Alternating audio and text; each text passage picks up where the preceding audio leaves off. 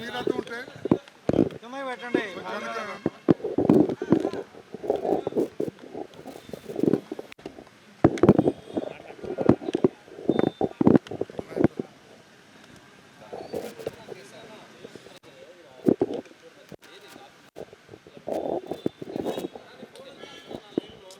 రెడీనా?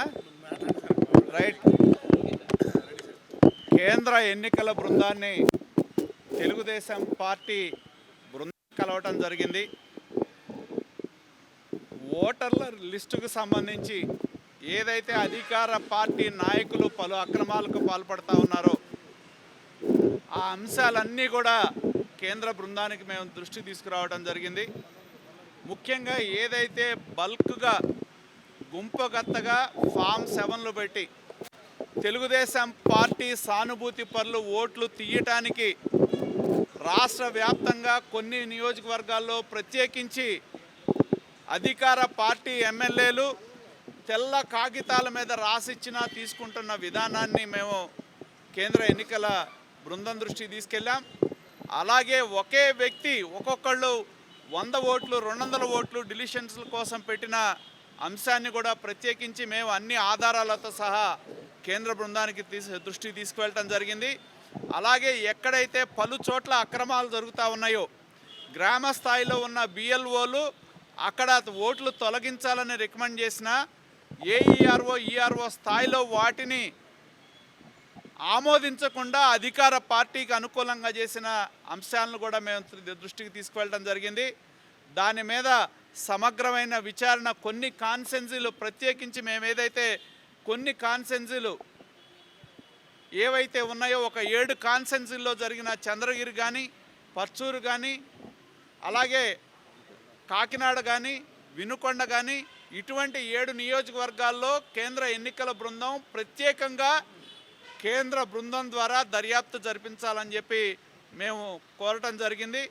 అలాగే ముఖ్యంగా ఇవాళ ఈ ప్రభుత్వం అధికార కార్యక్రమాలకి పార్టీ కార్యక్రమాలకి తేడా లేకుండా ఈ ప్రభుత్వం పనిచేస్తూ ఉన్న విషయాన్ని మేము కేంద్ర ఎన్నికల బృందానికి తీసుకెళ్ళాం. ఎవరైతే ఎలక్షన్ డ్యూటీలో ఉన్న బిఎల్ఓలు ఎవరైతే ఉన్నారో వాళ్ళని రాష్ట్రంలో అవేర్నెస్ తీసుకురావాలని చెప్పి వై ఏపీ నీడ్స్ జగన్ అని జగన్ను ఆంధ్రప్రదేశ్కి ఎందుకు కావాలి అనే బుక్లెట్లు ఏవైతే ఉన్నాయో పార్టీ ప్రచారం కోసం వినియోగిస్తూ ఉన్న నేపథ్యాన్ని కూడా మేము కేంద్ర బృందం దృష్టికి తీసుకెళ్ళాం. అలాగే కొన్ని చోట్ల ఆ బుక్లెట్లు పంపిణీ చేయలేదని బిఎల్ఓగా ఉన్న అధికారులకు ఎక్కడైతే మెమోలు ఇష్యూ చేయడం జరిగిందో దాన్ని ఆధారాలతో సహా మేము కేంద్ర బృందం దృష్టికి తీసుకెళ్ళాం. అదేవిధంగా మేము కోరింది ఒకటే, ఎన్నికల్లో సంవత్సరాల తరబడి ఎన్నికల్లో పాల్గొన్న అధికారుల్ని ఎవరైతే ఉన్నారో వాళ్ళని కాకుండా సెక్రటేరియట్లో ఈ ప్రభుత్వం వచ్చిన తర్వాత వార్డు సెక్రటేరియట్లు క్రియేట్ చేసి ఒక 2 సంవత్సరాల క్రితం 3 సంవత్సరాల క్రితం రిక్రూట్ అయిన వారిని ఎన్నికల కోసం వినియోగించడం, వాళ్ళ మీద ఒత్తిడి తీసుకురావటం, వాళ్ళని పార్టీ ప్రచార కార్యక్రమాల్లో ఉపయోగించుకుంటున్నారు. కాబట్టి వాళ్ళని ఎన్నికల ప్రక్రియకి దూరంగా ఉంచితే బాగుంటుందనే మేము సూచన కూడా కేంద్ర బృందానికి చేయటం జరిగింది. అలాగే వివిధ అంశాలు కొంతమంది అధికారులు కేంద్ర ఎన్నికల కమిషన్ చేసిన అబ్జర్వర్లు కూడా కొన్ని చోట్ల తాము వ్యక్తిగతంగా అధికార పార్టీ నాయకులతో పాల్పడటం కానీ కొంతమంది అధికారులు కుల సంఘాల మీటింగులకు అటెండ్ అవ్వటం కానీ దీనివల్ల అబ్జర్వర్లను వేసిన రాష్ట్రంలో ఉన్న వారిని ఉపయోగం లేకుండా ఉంటుంది. కాబట్టి మేము కేంద్ర బృందాన్ని డిమాండ్ చేసింది ఏంటంటే పక్క రాష్ట్రాలకు సంబంధించిన వారిని ఈ యొక్క ఓటర్స్ ఎన్రోల్మెంట్కి సంబంధించిన వాటి మీద అబ్జర్వర్లుగా వేయాలని చెప్పి మేము డిమాండ్ చేయడం జరిగింది.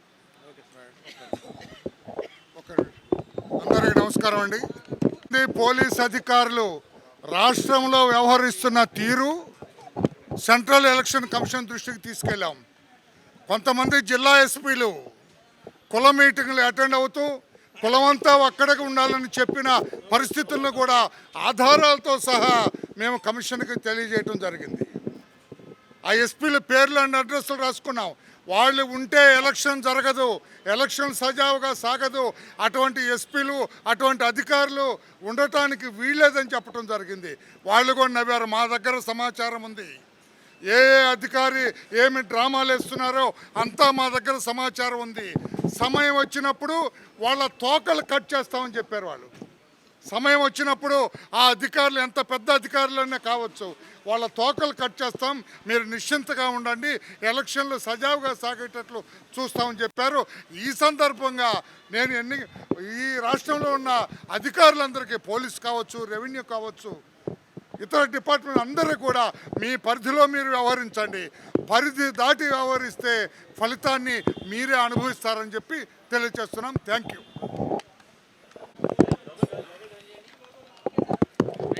గత సంవత్సరం కాలం నుంచి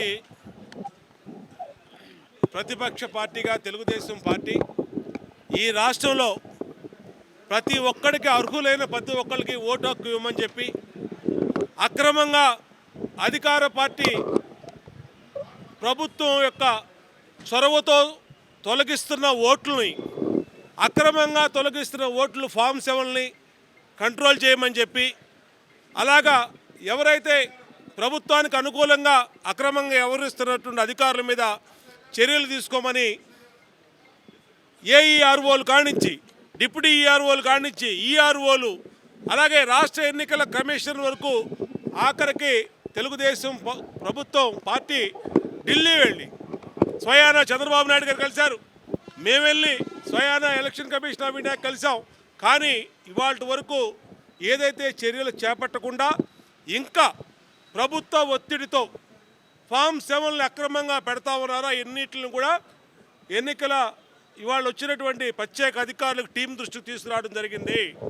మేము ప్రత్యేకంగా చెప్పాం, ఇప్పటికీ పలుమార్లు ఫిర్యాదు చేశాం, కానీ చర్యలు మాత్రం నామమాత్రంగానే ఉన్నాయి. అనేక చోట్ల అధికారులే వైసీపీ కండువా కప్పుకొని పనిచేస్తూ ఉన్నారు. బిఎల్ఓల్ని, సెక్రటేరియట్ సచివాలయ, గ్రామ సచివాలయ సిబ్బందిని సొంత పార్టీ కార్యకర్తల్లాగా వైఎస్ఆర్ ప్రభుత్వం ఉపయోగించుకుంటా ఉంది. ఇది ఎన్నికల నియమాలకు వ్యతిరేకం. ఇది దాన్ని స్పష్టంగా కూడా విత్ ఫోటోలతో వాళ్ళకి ఇచ్చినటువంటి బిఎల్ఓలకు ఇచ్చినటువంటి ఎవరైతే వైఏపీ నీడ్స్ జగన్ కార్యక్రమంలో పాల్గొన్నటువంటి బిఎల్ఓలకు ఇచ్చినటువంటి నోటీసులు, ఛార్జ్ మెమోలు అన్నిటిని కూడా విత్ ఫోటోలతో సహా ఎన్నికల ప్రధాన అధికారులకి టీంకి సబ్మిట్ చేయడం జరిగింది. మేము ఈసారైనా సరే ఈ రాష్ట్రంలో జరుగుతున్న అక్రమాల మీద ఎన్నికల కమిషను కేంద్ర అధికారుల దృష్టికి తీసుకెళ్ళాం కాబట్టి చర్యలు ఉంటాయని భావిస్తూ ఉన్నాం. ఇప్పటికే అనేక సార్లు తీసుకెళ్ళాం, కానీ ఆ నామమాత్రంగానే చర్యలు ఉన్నాయి. ఏదేమైతే ఈ ప్రభుత్వం, వైసీపీ ప్రభుత్వం ఓటమి భయంతో ఎక్కడైతే దుర్వినియోగం, ఎన్నికల నిబంధనల దుర్వినియోగం చేసి సరైన వ్యక్తుల్ని, టీచర్లని ఒక జీవో ఇచ్చి ఎన్నికల కార్యక్రమాల్లో, ఎన్నికల ప్రక్రియలో వాళ్ళని దూరంగా పెట్టాలని చూసిందో అది దుర్మార్గం. అది భారతదేశం మొత్తం అనుభవం ఉన్నటువంటి పోలింగ్ స్టేషన్ అధికారులుగా అనుభవం ఉన్నటువంటి టీచర్లని, అనేక సంవత్సరాలుగా అనేక ఎన్నికల్లో పనిచేసిన అధికారులనే నియమించడం జరుగుతూ ఉంది. వైసీపీ ప్రభుత్వం మాత్రం తాను నియమించినటువంటి సచివాలయ స్టాఫ్ను, లేదంటే ప్రచారానికి వాలంటరీ వ్యవస్థని ఇప్పటికే ఎన్నికల కమిషను స్పష్టంగా ఆదేశాలు ఇచ్చారు, మీరు ఎక్కడ ఎన్నికల ప్రక్రియలో పాల్గొనొద్దని. కానీ ఎక్కడ చూసినా వాలంటీర్లే కనబడతా ఉన్నారు. ఆ ఫోటోలతో సహా, వీడియోలతో సహా, ప్రెస్ కటింగ్తో సహా, ఆంధ్రప్రదేశ్ మీడియాలో వచ్చిన కథనాలతో సహా ఎన్నికల కమిషనర్ గారికి ఇచ్చాం.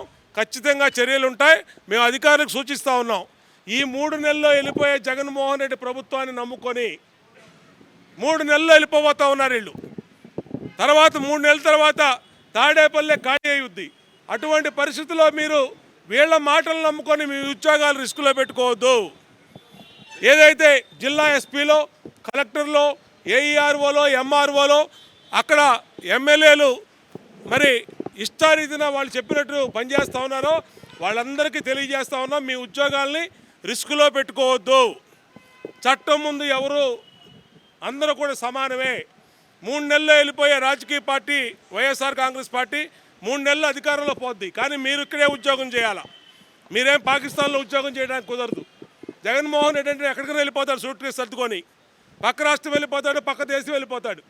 కాబట్టి ఎన్నిటిని మేము తెలియజేస్తా ఉన్నాం. ఖచ్చితంగా మా హక్కుల కోసం ఎలక్షన్ కమిషను నిర్ణయించినటువంటి నిబంధనల కోసం తెలుగుదేశం పార్టీ పోరాటం చేస్తుంది. తీసుకెళ్ళాం, ఆల్రెడీ జీవో కూడా ఇచ్చారు. ఎక్కడా ఇవ్వనటువంటి వాళ్ళు జీవో కూడా ఆంధ్రప్రదేశ్ ప్రభుత్వంలో ఇవ్వటం జరిగింది. దాన్ని కేంద్ర ఎన్నికల కమిషన్ దృష్టికి మొన్న మేము ఢిల్లీ వెళ్ళి చెప్పాము.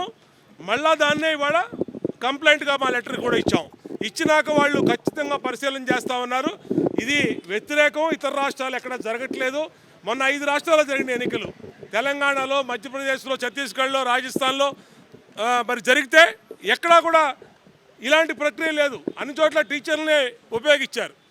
కానీ ఇక్కడ మాత్రం ఆంధ్రప్రదేశ్లో వాళ్ళని ఎన్నికల పనికి దూరంగా పెడతాం అనేది దారుణం.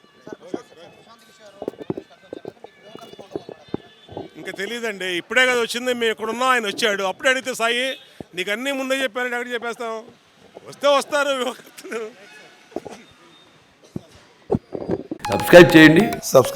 Please do subscribe to Please like, share and subscribe to top Telugu TV. Top Telugu TV. Top Telugu TV.